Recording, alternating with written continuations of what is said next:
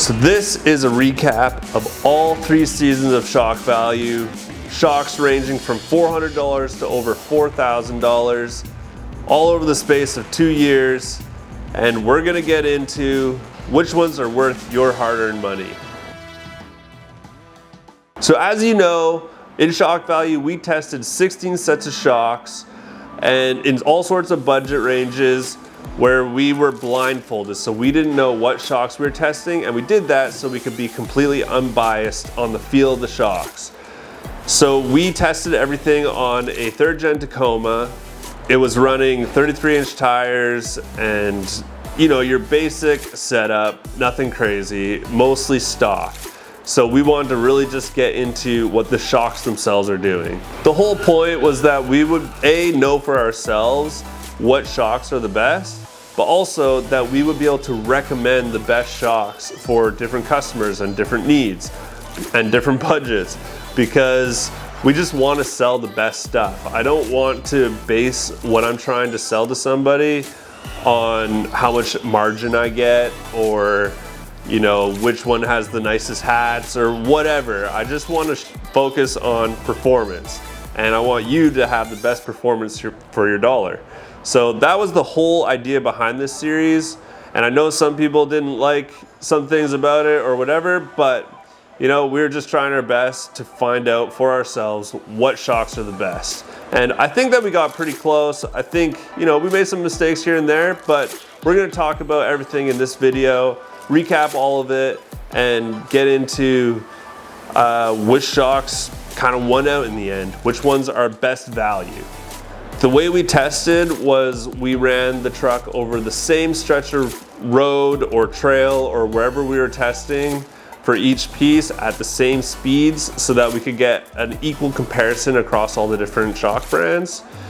We tested on the highway, we tested in like bigger high-speed whoops, and then we tested on kind of razor burn or washboard or whatever you want to call it, where it's like all those small little bumps. And I feel like that gave us a good balance of like, okay, your daily driving compared to like actually hitting a trail and hitting some big bumps, and then your average potholey or washboardy road.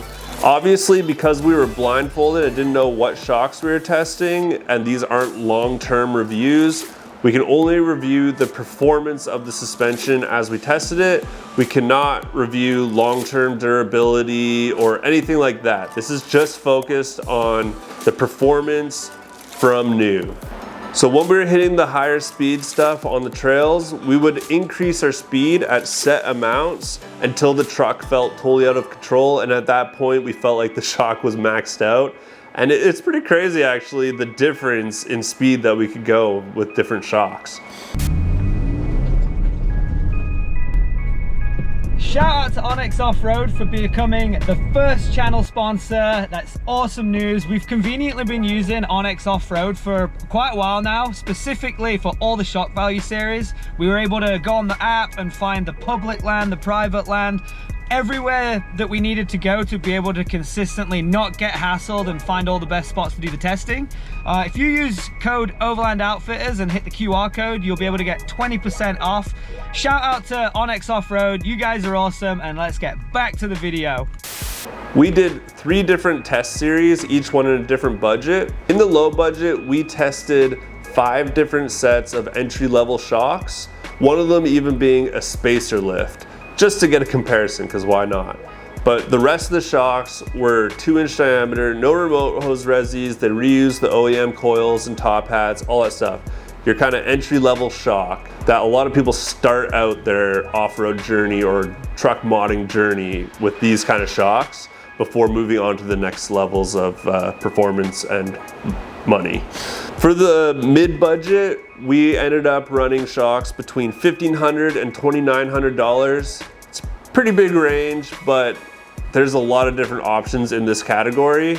These shocks ended up being, a lot of them either 2.5-inch or 2-inch with resis, a lot of IFPs, a lot of remote resis, kind of a big mix depending on what the company thought was more worth the time or maybe what would sell better, I don't know.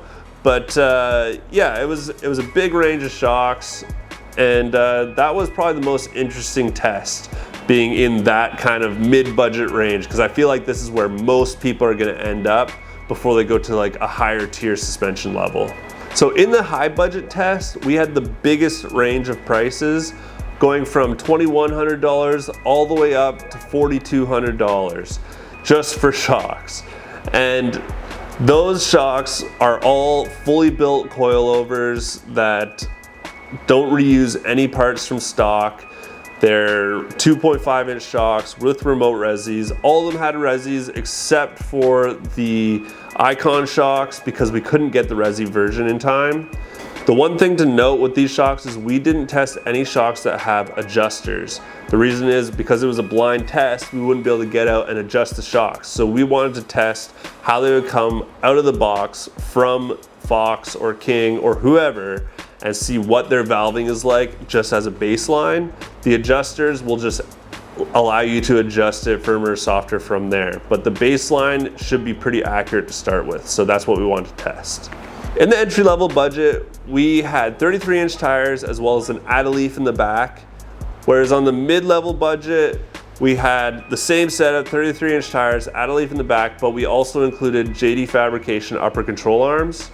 And then when we go to the high budget, we had the same exact setup again, but the one thing that changes is we removed the front sway bar. I think a lot of people in that higher budget care less about on-road performance and more about off-road performance, so remove their front sway bar to let the front suspension move more actively.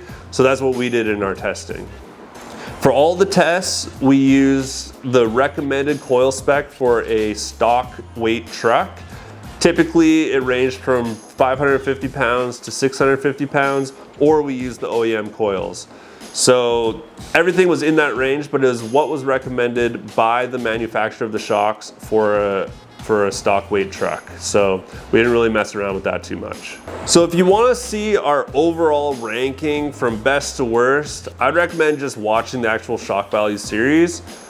But in this video, I want to talk about best value shocks, because the best value wasn't necessarily the best performing shock, it was the best dollar to fun ratio. So we went through that. Plus it's been a little while since we actually did all the testing, and a few different things have come up that have maybe changed our opinions a little bit. So that's what we're going to talk about here, best value. In the high budget category, the Bilstein 8112s are so hard to beat. Their value is really great for the performance you get, and that's because they're a zoned shock. So they have top out control, they have bottom out control, they have a really nice ride zone in the middle. They have the full package. What they really need to be compared to is a coilover with a bypass and a bump stop, but just all into one. And that's why they perform so well, but they are the most expensive setup that we tested. I would say the runner-up would be the Kings. And the interesting thing about the Kings is in the high budget, these were the second cheapest set that we tested. And they performed awesome. They were the closest to accomplishing what the Bilsteins did out of any of the shocks. Their valving was really good. The one thing to note about King compared to Bilstein is I don't have a lot of experience with Bilstein's new coatings, but if you're in an area where there's a lot of corrosion, salt on the road, stuff like that, Kings can really suffer in that regard. If you don't keep them clean, they're gonna rust. So you gotta really stay on top of that. Whereas the Bilsteins, I don't really know. I wanna say that they're better with the different coating, but I can't tell you for sure. Both these shocks use bearings and are rebuildable and all that stuff, so you got to stay on top of maintenance with both of them. One thing to note about the Kings is that they are super easy to get parts for. If you break something or want to change something or need to do a rebuild, they're easy to work on, easy to get parts for. The same cannot be said for other companies, Bilstein included. They can be difficult to get parts from. And they're a little harder to rebuild as well, just because they're a more complicated setup. So some shops might not want to touch them. The mid-budget is a little bit harder to give you a solid best value just because there's such a big range of different things that we tested. If you already have a TRD Pro with the TRD Pro Fox shocks, or you can get them for a really good deal used, they're really hard to beat and they perform awesome. They are a little stiffer on the street, I assume because they have to pass some safety inspections and stuff, but they were really great off-road and definitely hard to beat if you can find them. But if you can't find them, you know, it's hard to say with those ones just because, you know, you can't just go to a store and buy them. So for shocks that you can buy at a store, it has to be between the Falcon Tow Haul Pros or the Bilstein 6112s with the 5160s in the rear. A little bit debatable on the 5160 in the rear. You could probably just run a 5100 in the rear and get the same kind of performance, but the 6112s are really great for the price. The Bilstein 6112s are a great value in the mid-budget. For their price, they have awesome performance.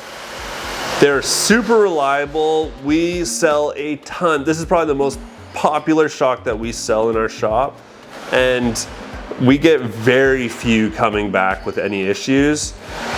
So they're a really great value. The one downside with them is their coating is not the best coating out there. So if you're in a wet and rusty area, they are gonna rust if you don't keep them clean. So I definitely recommend staying on top of cleaning them. Just pressure wash them off after, you know, a salty drive or a muddy drive. And then the one other thing to say about them is the 5160s, it's a toss-up whether they're actually an upgrade over the 5100s. The one thing I will say about them is they're longer than a 5100, so you do get more travel in the back. So if you want more articulation, then they're gonna be better for that. The Falcons, on the other hand, are an aluminum body shock, which means that corrosion is a non-issue. They also have an internal top-out spring and an external bump stop on the shaft, which acts like a sort of zone shock. Not totally, but it gives you some top-out and bottom-out control, which is nice. Their build quality is really, really great, and the adjustment on the back shocks lets you really quickly and easily adjust from a light truck to a very heavy truck. It's super simple to use, so I love that. The one thing that I've seen now after selling a bunch of Falcons since shock value came out is that we've had a handful of the seals leaking and have had to warranty them. Thankfully, they've been relatively easy to work with on warranties, but I don't love recommending shocks that can leak. So they performed awesome. They were definitely the best performing in the mid-budget, but that kind of, you know, it makes me hesitate a little bit. They have said that they're working on looking into why that's happening and they want to fix it. So maybe in the future it's different, but as of right now, they do leak sometimes. So just keep that in mind. A lot of people don't have any leaking issues and just run them and they've been great. But the Bilsteins, on the other hand, have been very tried and true and always seem to work.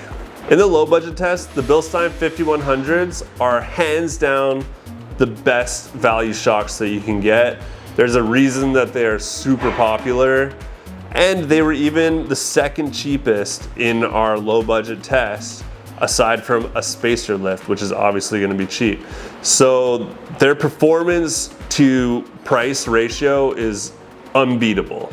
So far, I've not seen any shocks that can even touch them. There's a reason that the Bilstein 5100s are that entry-level shock that everybody gravitates towards and is the typical first starting shock for anybody on their truck building journey. So one thing to note about the 5100s is that a lot of people tend to put a heavy coil, like an OME coil, on the shocks to try and get more lift. They're not designed around that. They're not valved around it. They're not going to perform at their best with a heavier duty or longer coil on. So I would recommend just sticking with the OEM coil and using the clip adjustment to do that. Also, you're not going to void your warranty because they're only warranted if you are running an OEM coil. If you are gonna do that though, if you have no choice or you just really want that extra lift, so you're gonna put a heavier coil on, always run the circlip at the lowest level. Do not add any preload to those coils because they're way longer and they're already preloading by adding length. So do not adjust that clip, just keep it on the lowest height. So that kind of wraps up my feeling on the best value shocks, at least out of the ones that we tested. Bilstein obviously has done a really good job with that, and we tested them blind. It's not like I'm like a huge Bilstein fan or anything, but their shocks just work. So I do have this sign up here that says Bilstein, but it's more because it has the Iron Man himself in his original Toyota Baja truck than because it says Bilstein on it and I got it for free. But anyway, all that aside, Bilstein has really knocked it out of the park. There's still improvements that they could make, and there are other really good shocks as well. But it's hard to argue with a blind test, at least for myself, because I was there and I did it, that they are a really, really solid option. There are a couple little notes, especially surrounding the Dobinsons, that I wanted to go over. First of all, they were an adjustable shock, which I should not have tested on a blind test because we just can't adjust them blind. So that complicated things. And then we mistakenly installed longer shocks in the back. So I kind of like take that test with a grain of salt, specifically just the Dobinson part. However, we did go back and test the MRRs again on a Tundra and found that the adjusters really didn't do a whole lot and the base valving left a lot to be desired. So yeah, I still stand by that there's a lot better value shocks out there than the Dobinsons because they're quite expensive actually for the performance that we got out of them. But I just wanted to say that because there are, you know, a couple asterisks around the Dobinson test specifically. So that's a wrap on shock value. I had a ton of fun testing all these shocks. Honestly, this was really a personal journey for me because I'm a really big truck enthusiast and suspension enthusiast, and I just wanted to know for myself what was best. It's really hard to find shock reviews that aren't just somebody that bought them and threw them on their truck and are like, oh, these are way better. Like, yeah, obviously they're better than the stock, but not many people have actually been able to grab all these different high performance shocks and test them all back to back, especially blind. So that's something that I want to do, and I learned a lot. I know some people may disagree with the results and whatever, and that's totally fine. If you do, you should definitely let me know your thoughts down below. Overall, I had a ton of fun and learned a lot doing this, and there was a bunch of surprises actually. Some shocks that I never thought would have been bad were bad, and some that I didn't know anything about were actually quite good. So it was really interesting. And you know, you notice that some brands spend a lot of money on marketing and they're really popular for that reason, but then you find out that the shocks don't actually perform that great, at least in the test that we did. So, you know, it's just really interesting, and I love doing it. Hopefully you guys enjoyed it too. And if there's anything else you want to know, let me know below, because we definitely want to try and do more testing, more reviews, more stuff like that. Thanks for watching. We'll see you later.